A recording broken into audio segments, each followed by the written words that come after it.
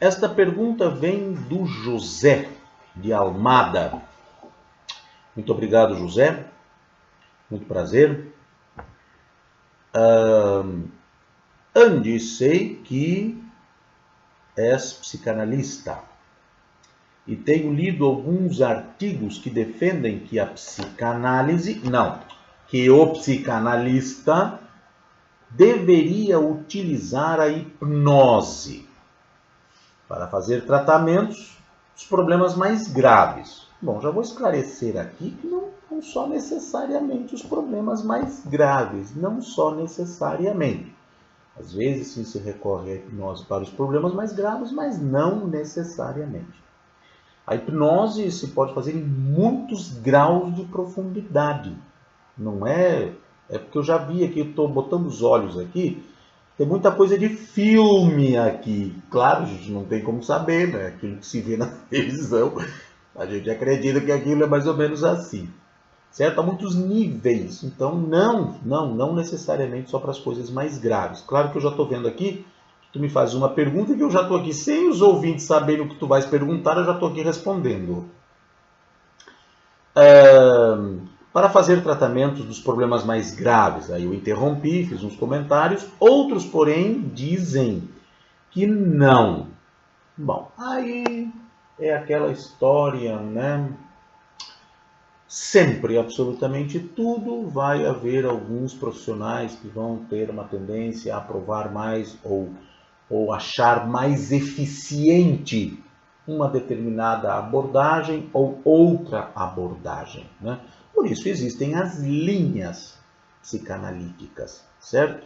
Quem prefere mais uma coisa, quem prefere mais outra, e às vezes não é porque elas sejam ineficientes, às vezes é porque é uma outra abordagem, certo? Aquilo não serve, se faz de outra maneira, ok? É assim que funciona.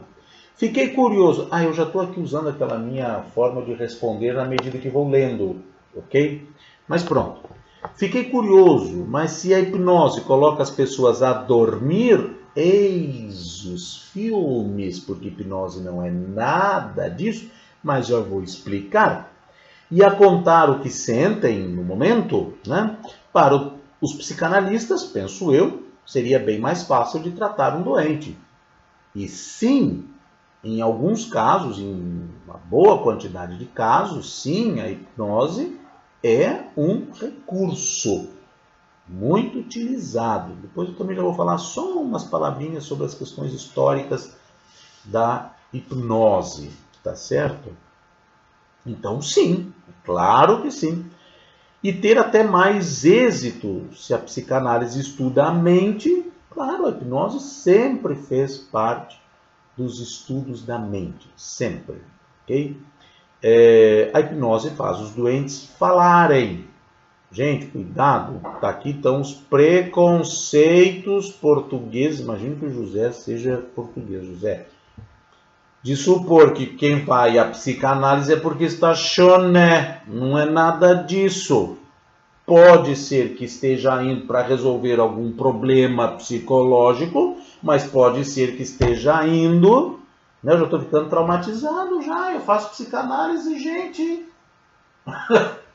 Certo? Nós somos obrigados a fazer, precisamos estar em supervisão. Já expliquei isso aqui, ok? E milhões de pessoas no mundo, sobretudo nos países onde a psicanálise é muito bem aceita como um processo de profundo autoconhecimento, as pessoas vão fazer psicanálise para um processo de autoconhecimento. E não porque estão doentes. E não quer dizer que não se vai poder utilizar a hipnose, por exemplo. Tá certo? Porque às vezes uma situação de algum bloqueio qualquer, isso não implica nenhuma doença. Tá certo? Nós estamos cheios de bloqueios, então todo mundo é doente, né? Nós estamos cheios de bloqueios, cheios de recalcamentos, cheios de tabus, cheios de crenças limitantes. Isso não é doença. Isso se resolve também na psicoterapia ou na psicanálise, ok? Muito bem. Penso que assim se complementavam, e tu está certo. Aqui nas tuas análises é exatamente isso. Exatamente isso. Claro que Bom, aqui também tem o seguinte, eu ia dizer algo, interrompi. Aqui tem o seguinte, nós temos 3 fases na história da hipnose. Nós temos uma primeira fase, que foi até ali mais ou menos anos, depende do país também, muda um pouco, até ali pelo volta dos anos 50, 50 por ali, um pouco mais, um pouco menos. A psicanálise, a hipnoterapia, que é, né, essa particularidade da psicanálise, apesar de que hoje existe a hipnoterapia separada da psicanálise, ok? Mas o uso da hipnose era basicamente a Coca-Cola, certo? Pronto. Depois se entrou numa fase de questionamento. E isso veio pelos poucos conhecimentos científicos no sentido da possibilidade de verificação empírica, ou seja, verificação laboratorial do funcionamento do cérebro quando se estava em hipnose, ok? Não se tinha naquela época todos os recursos tecnológicos que se tem hoje, ok? Se pode, meu Deus, né, o que se faz hoje e o que vai se estar fazendo daqui a 5 anos é quase inimaginável no que diz respeito a como se conhece hoje o funcionamento do cérebro. Muitas coisas vêm se desmistificando, até coisas que se supunha, todo mundo achava que era assim, né? Pronto, hoje se começa a perceber que não é assim, por mais que queiram insistir, né? Pronto. Então a hipnose caiu assim praticamente por uns 50 anos, não, eu diria até um pouco menos, 40 anos, dependendo do país, caiu em desuso praticamente, né? Caiu em completo desuso, né? Era até assim, foi até assim meio que um pouquinho meio que mal vista. A hipnose era aquela coisa assim, isso aí não tem muito, até há uns anos atrás, aproximadamente uns 15 anos atrás, onde em função das descobertas e das questões dos avanços científicos na questão da examinação do cérebro, a hipnose começa a ser entendida, certo? Começa a ser entendida, começa a se ver, é assim que funciona, é ali, é acolá, é aqui, pronto, é assim assado cozido, e hoje a hipnose está numa fase, já faz uns 10, 15 anos, volta e está numa fase diferente da primeira, não é? Numa fase de novo, onde sim a hipnose passou novamente a ser muito usada e com muito êxito. Então talvez às vezes a gente ouve na internet ou lê na internet coisas às vezes mais antigas, né? Onde talvez esteja ali algum comentário sobre a hipnose, é bom ver de que momento foi aquilo, né? Aquele artigo foi escrito na década de 90. Pronto, certamente já não é mais válido. Ou simplesmente são aquelas discordâncias que sempre existem entre os especialistas.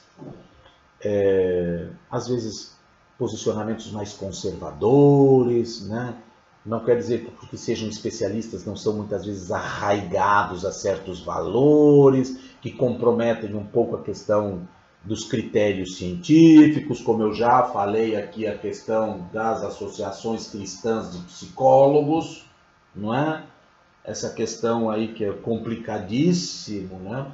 Enfim, não importa o que diga a ciência, não vale, não é válido, não importa que esteja mais do que provado, comprovado e evidenciado, não é válido, a minha fé não permite e pronto. Então, aí é complicada a questão. Então, pode ser uma situação dessas, tá certo? Mas, em princípio, é assim como mais ou menos tu dizes, e sim, é muito usado, muito usual por psicanalistas, e hoje, não só. Hoje, inclusive, a hipnose foi e está indo para a psicoterapia, onde ela nunca teve espaço. Mas é que hoje as coisas são completamente diferentes. Hoje o conhecimento que se tem de hipnose é completamente diferente. Tanto que Freud, Charcot foram os pais, né? Charcot foi professor do Freud, usava, e claro que eles não fizeram nada assim, não transformaram ninguém em frango, não foi essa a questão. Mas eles não conheciam muito, então os resultados eram muito difíceis de serem catalogados. E por isso a hipnose meio que caiu assim em desuso, porque era muito subjetiva. Como usar a hipnose? Hoje ela está muito mais conhecida. É muito mais conhecido o conjunto de técnicas para hipnose, como eu te disse, voltando. Hipnose pode ser muito leve, né? Muito leve, não precisa ser hipnose profunda. Agora, outra coisa é a relação da hipnose com dormir. Não tem absolutamente nada a ver com dormir. O paciente não está dormindo. Isso é coisa de filme, tá certo? E tem uma questão até histórica para explicar isso, né? Que a hipnose, na verdade, ela surge... Ai, gente, não me perguntem o nome do homem, mas foi um médico no século mesmo, século XVIII, 1700 e qualquer coisa, e era uma técnica de indução ao sono, mas que nada tinha a ver com que depois Freud, Charcot e outros foram estudar como técnicas de regressão a momentos e a memória, para que a pessoa conseguisse acessar aquele trauma, aquela coisa, e conseguisse então dissolver, e ali se faz então aquele processo, né, psicanalítico. E a hipnose, o nome hipnose, surgiu no século XVIII, a partir deste aí que deu este nome a esta técnica de induzir ao sono. Tanto que hipnos é o nome do deus grego do sono. Ok? O deus grego do sono, Hipnos, da onde vem a palavra hipnose, teve um filho chamado Morfeu, certo? Este filho, que também era um deus do sono, a diferença é que este deus vinha no sono, ou seja, no sonho, por isso, inclusive, em algumas... Vou contar essa historinha que é interessante, não tem nada a ver com o assunto. Por isso, em alguns livros, às vezes aparece Morfeu como deus do sonho, né? Porque era um deus que vinha no sonho. As pessoas vinham, ele se materializava em forma de qualquer coisa, e vinha no sonho. Então era o filho de Hipnos, era Morfeu. Tanto que da palavra Morfeu vinha a palavra morfina, que é aquela droga que se usa para o alívio da dor e também para induzir a pessoa a dormir e sedar a pessoa. Por isso tem o nome de morfina, ok? Vem de Morfeu, o deus do sono, ou também às vezes do sonho, que era filho de Hipnos, que sim era o deus do sonho, o deus pai, porque tinha o deus que era o filho, né, do sono. Pronto, daí vem a palavra Hipnos. E a partir daí ficou essa mistura, né, e filme, essa coisa toda, e fazem essa mistura, né, de hipnose. Aí aparece nos filmes lá, alguém com os dedinhos e não sei o que e tal, e a pessoa, bum, cai no sono. Ai, isso é coisa de filme, gente, não tem nada que ver. Ai, meu Deus, veio Hipnos e Morfeu, os dois estão aqui, onde eu estou gravando, mexendo nos objetos, né? Telepatia e telecinese está acontecendo aqui, né? Bom, enfim, coisas, né? Então, é isso, tá certo? Então, aqui a questão de colocar as pessoas, induzir as pessoas para dormir, não tem nada a ver com hipnose. A pessoa pode estar perfeitamente consciente em estado de hipnose, leve, ok? Você pode fazer 5 minutos, uma hipnose muito leve, ou uma hipnose profunda. Mas em nenhum dos casos a pessoa está dormindo. Às vezes fecha os olhos, não quer dizer que está dormindo. Ou simplesmente porque o terapeuta induz a pessoa a fechar os olhos, a ter as pálpebras fechadas, porque então é mais fácil de ela criar e ir às suas memórias. Nos olhos abertos, as coisas, né, os objetos, as coisas retiram a atenção da pessoa. Por isso o terapeuta pede para a pessoa fechar os olhos, né, e sentem as pálpebras pesadas, fechem os olhos, pronto. É isso que é hipnose. Tá bem? Muito bem, José. Um grande abraço, muito obrigado pelo carinho. Espero que tenha esclarecido essa questão toda sobre a hipnose e a hipnose na psicanálise e essas questões aí talvez te elucidem as dúvidas, ok? Muito obrigado e também estás oficialmente convidado e estou também te provocando a participar do desafio, seja o primeiro, seja o segundo, seja os dois, tá certo? E seria muito interessante receber uma percepção tua sobre os dois desafios que eu deixei hoje no início do programa. Um grande abraço, José.